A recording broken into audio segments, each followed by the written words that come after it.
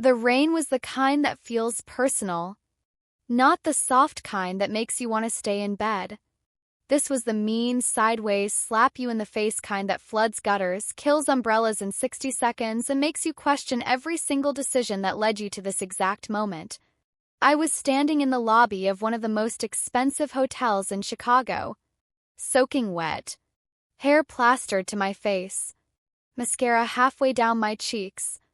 My dress, the one I'd bought on sale and saved for months for a special occasion, was completely destroyed. Soaked through, stained dark with mud from the knees down. And blood. So much blood. 2 security guards had their hands on my arms, steering me toward the exit, while 250 of Chicago's wealthiest people watched in total silence. A woman near the front table pressed her fingers over her mouth. A man in a tuxedo actually stepped back when I walked past him like I might be contagious. And the man I loved, the man who had put a ring on my finger 8 months earlier and promised to stand by me, was standing 6 feet away.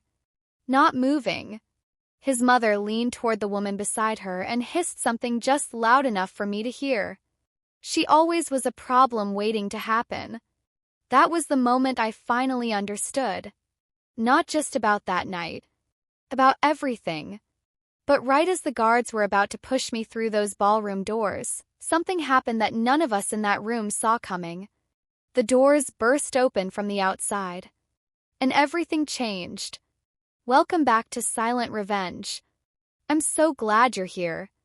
Before we go any further, if this is your first time here, hit that subscribe button right now. 'Cause this channel is built on stories exactly like this one. Stories about real people, real moments, and what happens when character finally shows up and does what money and status never could. And I need you to drop a comment before this story is over. I want to know, would you have stopped that car? Keep that question in your head. You'll know what I mean in about 2 minutes. Now, let me tell you everything. My name is Sophia Navarro. I'm 34 years old. I grew up in Pilsen on the south side of Chicago in a 2-bedroom apartment with my dad, my grandmother Rosa, and a cat named Biscuit who somehow outlived 3 of our cars. My dad drove a delivery truck. My grandmother Rosa made tamales every Sunday morning and gave everyone advice they didn't ask for, in English or Spanish, depending on how serious she thought the situation was.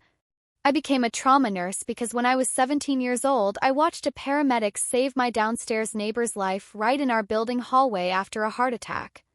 I stood there in my pajamas watching this person work, calm and fast and completely sure of themselves, and I thought, that's what I want to do. I want to be the person who shows up when everything is falling apart. 12 years later, that's still who I am. I started at Northwestern Memorial Hospital right out of nursing school. Then I spent 4 years overseas with a volunteer medical organization working in South Sudan and then northern Syria. I've kept people alive in makeshift clinics with flickering generator lights and no running water, using whatever I had in front of me because there was nothing else available. I've made split-second calls in situations where the wrong call meant someone didn't go home. I came back to Chicago 3 years ago and took a position in the trauma unit at Rush University Medical Center. And somewhere in the stretch between double shifts and bad hospital coffee, I met Connor Holloway. Connor was 36 years old. Tall, easy smile, the kind of laugh that makes a room feel warmer just by existing. He was a corporate attorney at a downtown firm, smart, genuinely kind when it was just the 2 of us, the kind of man who remembered your coffee order and showed up when you were sick with soup and terrible jokes. I loved him. I really, truly did. What I did not love, and honestly should have paid more attention to way earlier, was his family. The Holloways were old Chicago money. Harrison Holloway, 63, ran Holloway Development Group, a real estate firm with its name on half the luxury towers in River North. His wife Patricia, 59, sat on the boards of 4 different nonprofits and chaired 2 of them, which mostly meant she spent other people's money very graciously and expected a lot of credit for it. From the very first dinner Connor took me to, I could feel the temperature in that room change when I walked in. Patricia smiled at me over tea one afternoon and told me she worried I had trouble adjusting to refined environments. What she meant, translated from rich person polite into plain English, was, your dad drove a truck, your accent comes out when you get emotional and you eat with the wrong fork. Harrison was actually worse because he was quieter about it. He'd turn to Connor, while I was sitting right there at the same table, and say things like, does she plan to keep working those hospital shifts after the wedding? Seems like a lot to manage for a household. Like I was a piece of furniture they were deciding whether to keep or donate. Connor would smooth it over every time, change the subject, laugh a little. He was a peacekeeper by nature, always had been, raised in a house where keeping the mood light was more important than keeping things honest. I kept telling myself it would get better, that they'd warm up to me. That love was worth the discomfort of putting up with people who made me feel small. That is a story a lot of us tell ourselves for way too long. The night everything blew up, I almost didn't go. I was sitting in my car in a parking structure on Michigan Avenue with the engine running, windshield wipers going in that uneven rhythm they'd had since last winter. Rain hammering the roof. City lights smearing through the wet glass in streaks of yellow and orange. The Holloway Charity Gala was their biggest event of the year. 250 guests. Black tie. The kind of evening where every detail was planned out and every guest was quietly being sized up. Connor had been asking me to come for weeks. I'd made excuses before. But that morning he'd sat across from me at the kitchen table, coffee going cold in his hands, and said something that I couldn't shake. I just need them to see you the way I see you, Sophia. One night. That's all I'm asking. One night. I almost laughed out loud in that parking garage thinking about it. Because we were almost 2 years in and one night hadn't changed anything yet. But I'd made a promise. My phone buzzed. Connor. Hey. You're still coming, right? That careful tone he used when he was nervous I'd back out. I'm on my way, I said. A slow breath out. Relieved. Thank you. Seriously. I waited. I wanted him to say something stronger. Something like, if they pull anything tonight, we leave. You and me, we walk out together, no argument. But what came instead was, my dad's got some business stress going on right now, so just try to keep things easy tonight, okay? Keep things easy. That makes 2 of us, I said, and hung up. I drove north through traffic that wasn't moving. Thunder rolled in off Lake Michigan.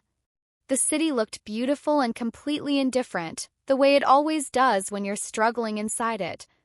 That's when I saw the minivan. First it just looked like someone pulled over on the shoulder. Then lightning cracked the sky wide open for a full second and I saw it clearly. The vehicle had hit the concrete barrier, front end crumpled in, hazard lights doing that weak, slow blink that means the battery is almost gone. Steam rising off the hood and swallowed by the rain. I was already slowing down before my brain caught up to what I was doing. Most people kept going. I watched 3 cars pass without even touching their brakes. I pulled over. Here's what nobody tells you about emergency training. When something real happens, you don't feel brave. You don't feel much of anything. Your brain just switches gears and starts running through the steps. Pull over. Hazard lights. Grab the kit. Go. I keep a trauma bag in my trunk out of habit. Carried one ever since my first overseas work and never stopped. I grabbed it and stepped out into the rain, and the storm hit me like a wall of cold water. The driver, a woman who looked about 45, seatbelt still on, was slumped over the wheel. Conscious but breathing. Airbag deployed. Cut on her forehead, probably a concussion. Stable enough to hold for 30 seconds. 'Cause from the back seat I heard something that made my stomach fall straight through the floor. A child choking. I ran to the rear passenger door. Jammed shut. I grabbed the tire iron from the mud near the rear wheel, swung it hard, and the window exploded inward. Pain detonated up through my wrist and into my shoulder, but I didn't stop. A little girl, 9 years old I'd find out later, was strapped into her booster seat, shaking hard, her whole body convulsing. Dark curly hair plastered to her face. a thin line of blood tracing down from her temple into her ear. My stomach dropped hard. Hey. Hey, sweetheart. I got you. I'm right here. My voice went flat and calm the way it always does in serious situations. Some kind of wall goes up between the fear and the work takes over. I checked her airway, kept her head steady, made sure she wasn't choking, pressed my hand against the cut at her temple to slow the bleeding. The minivan smelled like gasoline and hot metal and blood.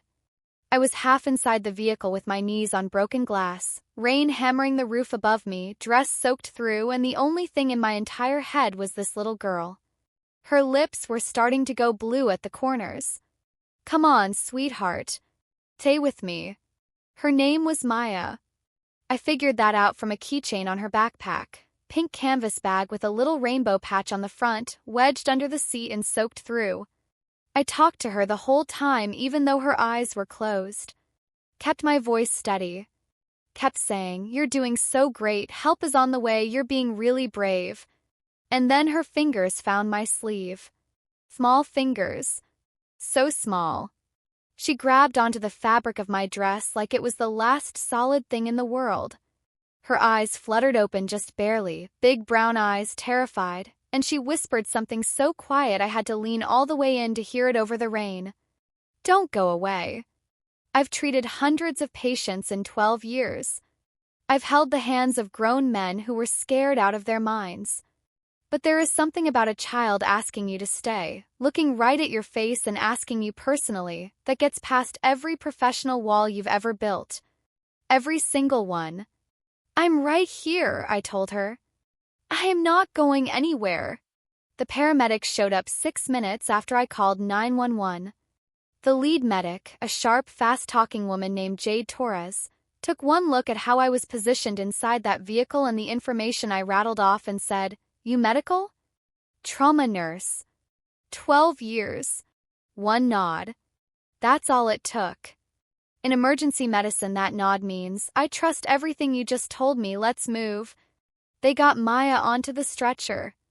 The driver, her nanny, whose name was Greta I learned later, was pulled out of the front by firefighters who arrived shortly after. Maya held onto my sleeve until the paramedic had to gently lift her fingers away to get the oxygen mask on. One of the EMTs glanced over at me. "You can ride with us. If you're family." I stood there in the rain, soaking wet, holding my trauma bag, looking at this little girl's eyes through the ambulance window. My phone buzzed. Connor again. I looked at the ambulance. Looked at the Chicago skyline past the rain, glowing gold and distant. I stayed until I was absolutely sure Maya was stable. Until the ambulance doors closed. Until the lights came on and it pulled out into traffic. Only then did I walk back to my car, sit down, and look at myself in the rearview mirror. That woman did not look like herself. Dress ruined from top to bottom, dark with mud and blood. Hair completely falling apart. Mascara washed halfway down her face. A cut on her left forearm she hadn't even noticed during the whole rescue, dried dark at the edges, stinging now. I sat there for about a minute. Then I put the car in drive and headed to the gala. I should have gone home. I knew it. But Connor had asked. I had promised. And some stubborn, won't-quit part of me still believed that maybe tonight would be different. That people could surprise you. It was different, all right. Just not the way I hoped. The Meridian Grand Hotel in Chicago's Gold Coast is the kind of place that makes you feel like you don't quite belong before you've even made it through the front door. 40-foot ceilings in the lobby. Marble floors. A chandelier that I once read cost more to install than most people's houses.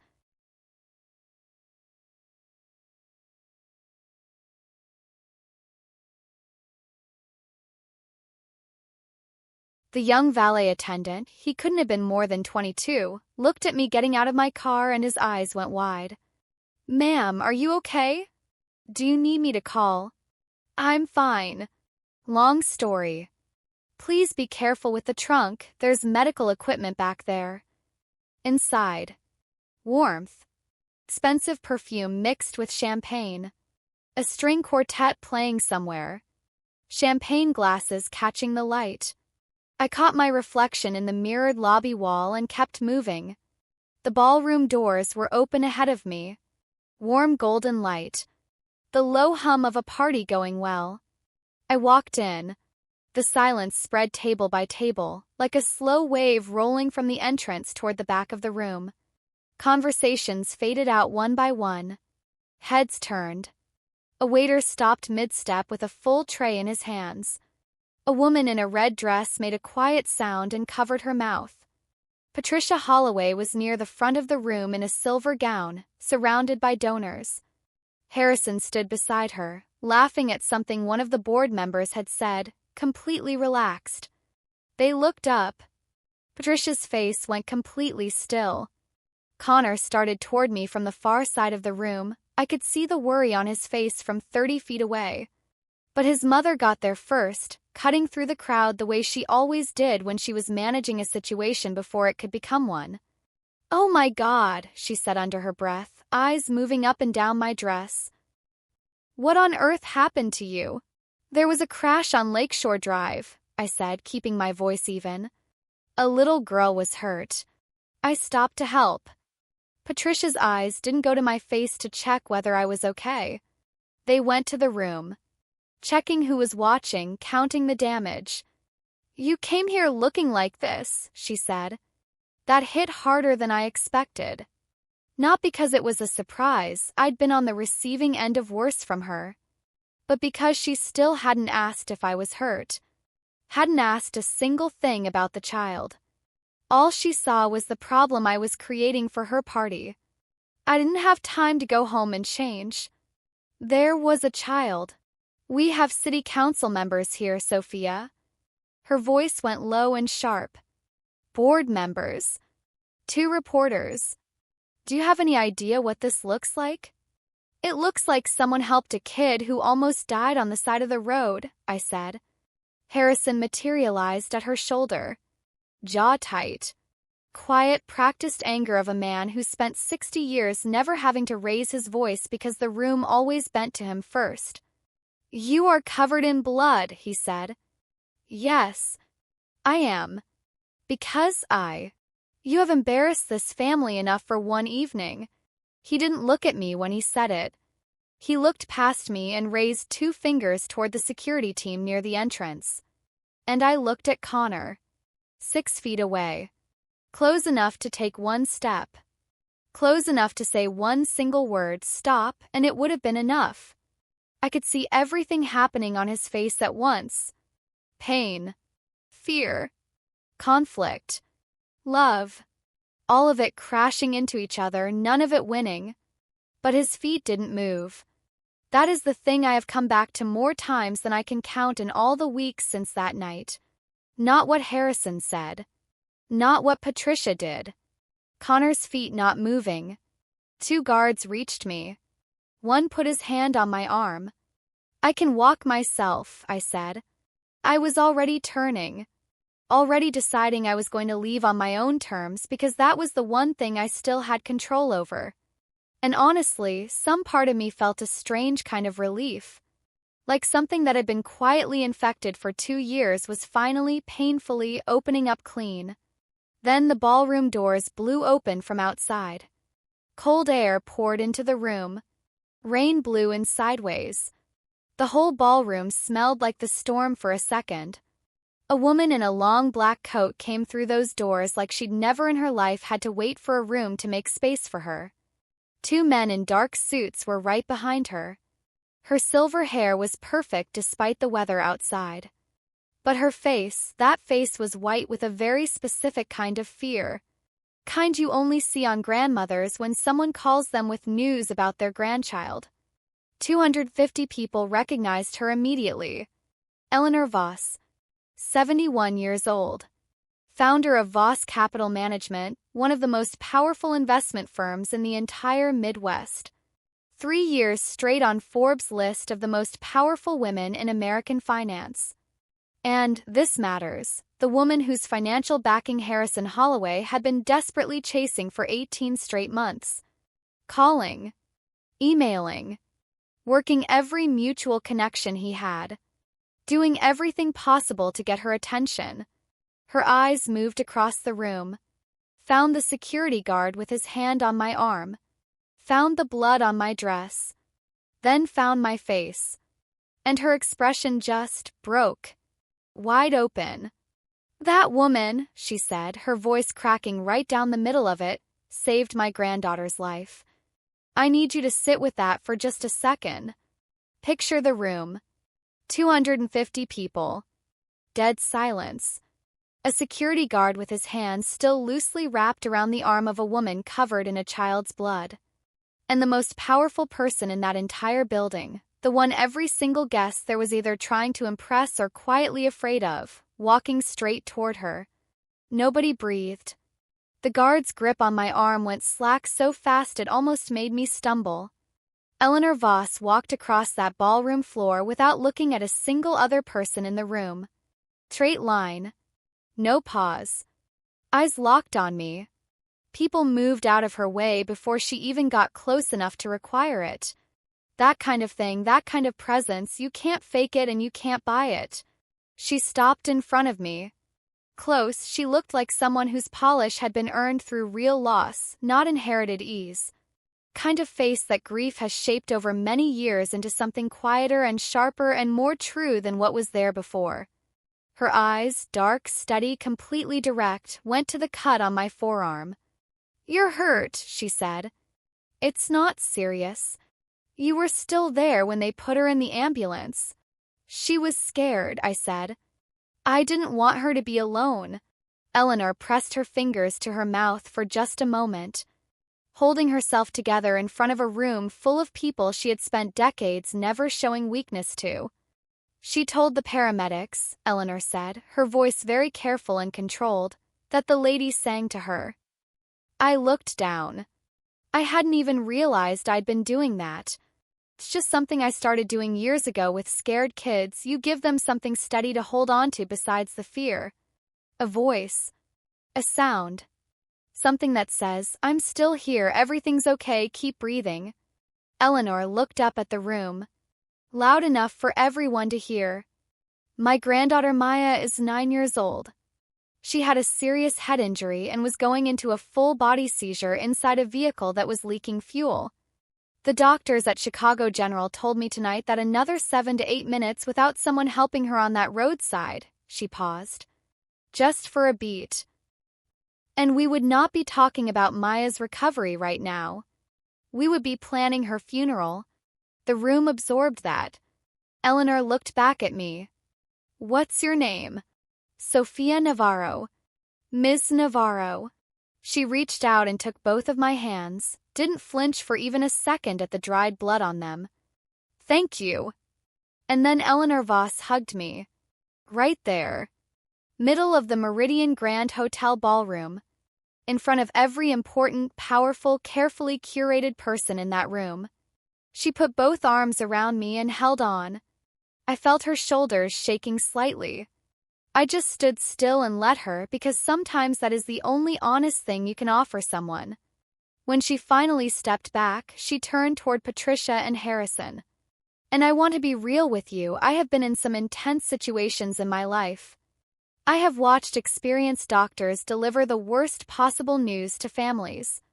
I have seen people hold themselves together in conditions that would make most of us fall apart. But I have never seen anyone dismantle a room the way Eleanor Voss did in the next 2 minutes. No raised voice. No drama. Just calm, direct, completely controlled sentences. "I came here tonight to find whoever saved my granddaughter and say thank you," she said pleasantly. "Instead, I walked in and found you having her escorted out of the building." Patricia opened her mouth. Tumbled. Caught herself. "Eleanor, there was clearly a misunderstanding. She arrived here covered in Maya's blood," Eleanor said. "The misunderstanding is that you looked to her and saw a problem instead of a person." Harrison tried his own angle. Perhaps we could take this conversation somewhere more private. Why would we do that? Eleanor asked, and her tone was almost warm. This seems like exactly the right room. Her assistant, a calm, focused guy named Marcus, stepped up beside her and said something quietly in her ear. Eleanor didn't so much as glance away from Harrison's face. "Cancel all our scheduled meetings with Holloway Development," she said. "This week and next. And tell our team I want an independent look at their financial records before we discuss anything further." Marcus nodded and stepped back. Harrison Holloway's face went the color of old concrete. Every person in that room knew what Voss Capital pulling out would mean for his company. And every person in that room had just watched him earn it. Eleanor walked me to a private lounge off the back of the ballroom. Fireplace going. Quiet. Hotel staff appeared with a first aid kit within 2 minutes without anyone asking. Eleanor sat down across from me and cleaned the cut on my forearm herself carefully with the practiced hands of someone who has taken care of people she loves. "Torres called me on the way to the hospital," she said. "The paramedic. She described what you did at that crash scene, said you worked like someone used to rough conditions. 4 years overseas. Medical volunteer work, South Sudan and northern Syria." Eleanor set down the gauze. "My son Ryan served 2 years in the army before he came home." A short pause. "He had a really hard time after. PTSD. Our family had money and connections and absolutely no idea how to actually help him. Took years before he found the right support. He's okay now, he's 39, he lives in Denver, he's doing well. But it should not have been that hard to get there." I understood right away why she was telling me this. "How long have the Holloways been treating you that way?" she asked. "Long enough that tonight wasn't a shock," I said. "Just more people watching than usual." Corner of her mouth moved. Harrison once told one of my best analysts she was impressively well-spoken and genuinely could not understand why she looked like she wanted to walk out of the room. A dry beat. I put her in charge of reviewing his firm's books. She found reporting errors inside of 10 days. That pulled a real laugh out of me. Tired, honest, from somewhere deep.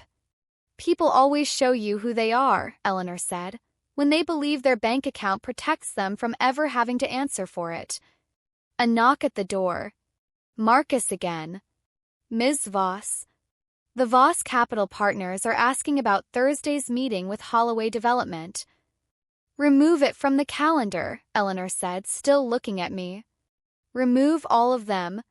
And Marcus, call Harrison personally in the morning." Marcus nodded and left. "That fast?" I said.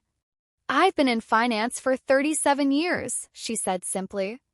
"Character is the only data point that doesn't lie." I watched Harrison Holloway have a woman thrown out of his event because the blood she was wearing from saving a child was making his guests uncomfortable. That tells me exactly how he makes decisions when things get hard. I thought about Connor. Still out there in that ballroom. "You're thinking about him," Eleanor said. She was observant like that. "He loves me," I said, working through it out loud. I genuinely believe that. But I think love means something different to him than it does to me.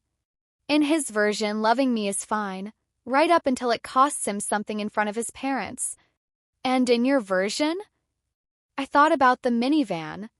About the moment I pulled over without consciously deciding to. About kneeling on broken glass in a good dress in the rain without a second thought.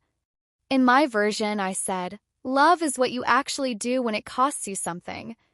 Eleanor was quiet for a moment. Then, my husband George was like that. Was. Heart attack. 7 years ago. He was 64, no warning, completely out of nowhere. She said it the way you say things you've made peace with but still carry with you every single day. He was the one who pushed me to leave a safe, stable job and start Voss Capital when we had no cushion and everyone we knew thought we'd lost our minds. He used to say the only people who have any right to tell you what you're not capable of are people who've actually pushed their own limits. He sounds like someone really worth missing, I said. Every single day, she said quietly. A second knock at the door. Connor this time. He paused in the doorway when he saw Eleanor sitting there.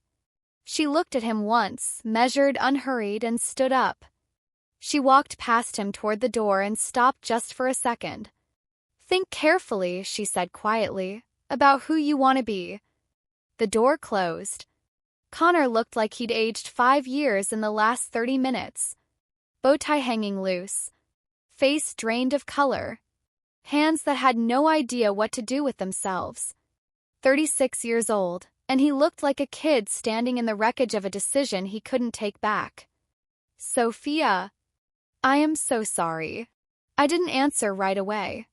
Not to punish him, I was just too tired and too empty to pretend that his apology fixed the actual problem. I froze, he said. I know that. You needed me to move and I just stood there. You've been freezing for 2 years, I said, keeping my voice low and even. Every dinner where they made a little comment and you laughed it off. Every time your dad dismissed my work like it was a hobby. Every time your mom implied I was a little too rough around the edges for your family.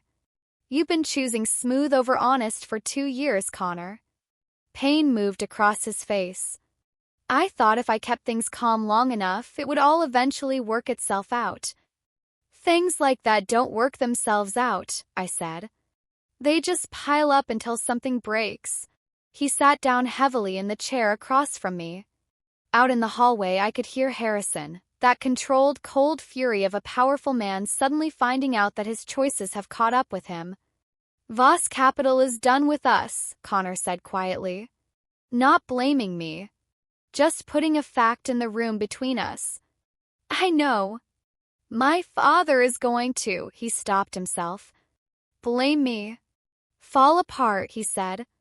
The company has been bleeding money for over a year. He's kept it hidden. Eleanor's backing was the thing that was going to pull them out of it. He rubbed the back of his neck. You don't deserve the blame.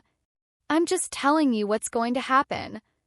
There was something real in that, the gap between what he thought was fair and what his father would do. I noticed it. Mattered a little. Part of me always knew they were wrong, Connor said after a moment. About you. About everything they put you through. I knew it the whole time and I kept choosing to wait instead of choosing to act. That choice, I said softly, was the same as choosing them over me. Every time. The fireplace popped. Down the hall, a door slammed so hard the walls probably felt it. Is this over? His voice was barely there. I thought about 2 years. Sunday mornings in his apartment when the world felt completely manageable. His laugh. The way he always remembered the small things that mattered to me. None of it had been fake. None of it. Just hadn't been enough when it counted.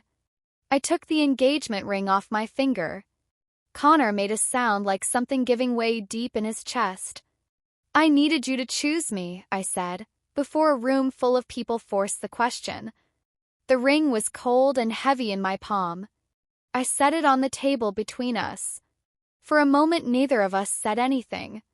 Then Connor looked up with red eyes. I wasn't who you needed me to be, he said. No excuses. Just the plain truth of it. Not yet, I told him. Maybe someday you will be. I sat alone in that lounge for a while after he left. Just me and the fireplace and the muffled sounds of a party trying to find its feet again. And the ring sitting on the table. I didn't cry. I just sat there and breathed and felt the weight of 2 years slowly, quietly lifting. Here's the thing about endings that nobody really prepares you for. Life just keeps going. There's no pause button. No dramatic music. The next morning shows up just the same as always, whether you're ready for it or not. If you have ever ended something that wasn't terrible enough to hate but wasn't strong enough to save, you know exactly what the weeks after feel like. You don't fall apart all at once. Cry in weird places. Parking garages. Tuesday afternoons for no reason. You reach for your phone out of old habit, then remember. 3 weeks after the gala, I was sitting in a corner booth at a diner on Jackson Boulevard. Scrubs, my oldest hoodie, a ponytail that had given up around hour 9 of my shift, lukewarm coffee I wasn't really drinking. No makeup. Just staring at the wall. Eleanor Voss slid into the booth across from me like she'd been planning this the whole time. You look exactly like Maya after a sleepover where she refused to sleep, she said. I stared at her. How did you even find me? Torres. Paramedic. She told me you come here after your long shifts. Eleanor flagged down the server without looking at the menu. 2 breakfast plates. Whatever's hot. Just like that. Over eggs and coffee, Eleanor told me more about her son Ryan, 39 now in Denver, doing genuinely well after years of real struggle. She told me about watching him fall through gap after gap in the system. The waiting lists. Programs that were underfunded or just not right for him. Toll it took on their whole family while they tried to figure out how to help someone they loved. She said she'd been thinking about doing something real about it for years. That she had the money and the connections. What she didn't have was someone who understood both sides from the inside, the medical world and the human cost. Are you offering me a job? I asked. She looked at me over her coffee cup. I'm offering you a conversation. The job offer comes after the second cup. 6 weeks after that diner meeting, 9 weeks after the night of the gala, I was standing outside the newly opened Voss Foundation Trauma and Recovery Center on the north side of Chicago. The building had been an empty commercial space just 4 months before. Now it had counseling rooms, a peer support lounge, a space for kids from military families, and working partnerships with Northwestern Hospital, Rush Medical Center, and 2 veteran service organizations. My grandmother Rosa, 72 years old, had driven herself up from Pilsen in her good Sunday coat and was stationed near the entrance, handing event programs to every single person who walked through the door, whether they wanted one or not, offering commentary on each one. Maya came sprinting across the courtyard with 2 other kids, dark curls bouncing, the rainbow backpack swinging behind her, washed and dried now, still a little faded at the edges like it had been through something. The scar near her left temple had healed down to a thin, pale line, mostly hidden in her hair. She spotted me from all the way across the parking lot and made a straight line toward me. Sophia, I learned a card trick you have to watch. After the ceremony, Eleanor called from the doorway, amused. Maya grabbed my hand anyway and started demonstrating the trick right there on the spot.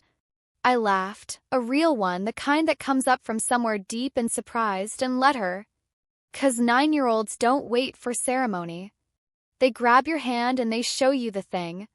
That was when I noticed Connor standing at the far edge of the parking lot. He looked thinner than I remembered. Tired in a way that good clothes couldn't quite cover.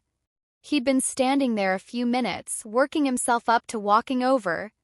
He came when the crowd moved inside. I wasn't sure you'd want me here, he said. Wasn't sure either, I said. But it's open to the public. A short, soft, almost smile. How are you doing? Really good. Better than good, honestly. Something moved across his face, not jealousy, not resentment. More like genuine relief that hurt a little at the same time. The specific expression of someone who knows they missed a window and is still glad the person got through it. I stopped letting my parents run my life, he said. Not the house, I never lived with them, but all of it. The decisions. The approval seeking. All of it. A pause. My mom called me ungrateful for 3 weeks solid. My dad stopped returning my calls for almost 2 weeks. Then he had a rough board meeting and called me crying at midnight. It was the most honest conversation we've had in maybe 15 years. How was that? Awful, he said simply. And way overdue. I'm really glad you did it, I said. And I meant it. I'm in therapy too. Real therapy, not the kind where you go twice and tell yourself you've done the work. Good. It doesn't change that night. No, I said. It doesn't. but it changes the next one. The wind moved between us across the parking lot. My grandmother's voice floated out through the open doors behind me, giving someone advice at full volume. "Is there any chance?" Connor started quietly. "I honestly don't know," I said. "And I'm not going to say no just to hurt you. But I'm not going to say yes just to be kind either. What I can tell you is that for the first time in a long time, I'm exactly where I'm supposed to be. And that matters." He took that in. Nodded once, something quieter and more grounded than what I'd seen from him before. Like a person who has stopped performing and started actually thinking.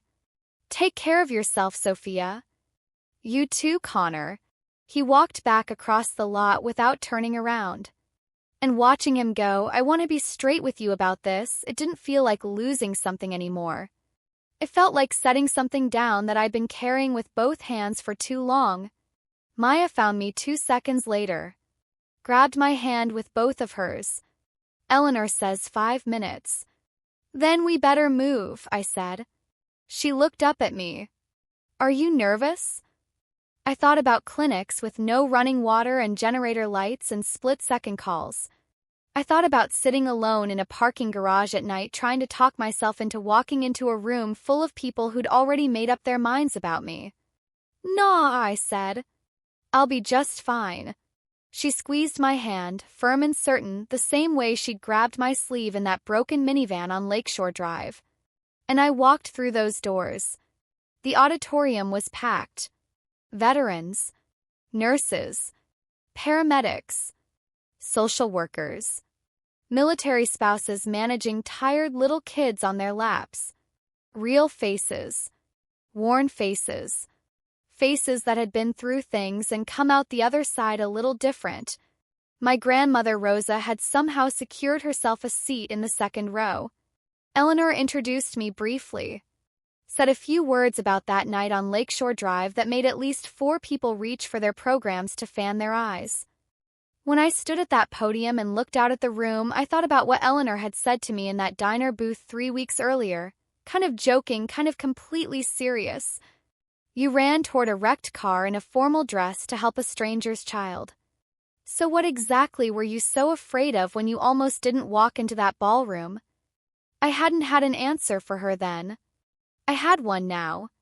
I'd been afraid of the version of myself that kept getting smaller and smaller, trying to fit into spaces that were never built for her in the first place. "I'm not much of a speech person," I told the room. "But here's what I know." Down in the front row, Maya had abandoned her seat and was sitting cross-legged on the floor right in front of the podium, stuffed rabbit held against her chest. Same battered rabbit from the pink backpack, worn and a little faded now but still there, watching me with those serious brown eyes. The night I met this little girl, I had to choose between where I was expected to be and where I was actually needed. That shouldn't be a complicated choice. But a lot of us spend years learning to make it complicated, because we're scared of what choosing right is going to cost us. The room was with me. You could feel it. "The things worth keeping in your life," I said, "are the things that are still standing after you choose the honest hard thing over the easy comfortable thing." My grandmother Rosa was nodding from the second row with the full intensity of a 72-year-old woman who has been saying this exact thing her whole life and is deeply satisfied that someone finally put it in a speech. Maya lifted her stuffed rabbit above her head. The room laughed. Then they clapped. And standing there in the sunlight streaming through those tall windows in a building that didn't exist 4 months ago, in a chapter of my life I could not have pictured 9 weeks before, I finally understood what Eleanor had been trying to tell me all along from the very first morning in that diner booth. The wealthiest people in the world aren't the ones protecting their reputation. They're the ones who still show up for people after life has given them every reason to stop. And that's the story. That's the night I walked into a ballroom covered in blood and got thrown out. And the night someone walked in right behind me and said, in front of everyone, "I see exactly who you are. And it is not what they told you. Now it's your turn. Drop a comment right now and tell me, where are you watching this from? And I want to know which moment got to you the most. Was it Maya grabbing my sleeve in the rain and asking me not to go? Was it Connor standing there and not moving? Was it Eleanor walking through those doors and saying those words out loud? Tell me. I read every single comment on this channel. Every one. And if this story meant something to you today, if it made you think about someone who deserved better or a moment in your own life where you wish someone had stood up, please share it right now. Send it to someone who needs to hear it. Hit the like button so this story can reach more people. And if you haven't already, subscribe to Silent Revenge. We drop new stories every single week. Real stories about real people, about what courage actually looks like when it isn't pretty or easy or convenient. You do not want to miss what's coming next. I'll see you in the next one.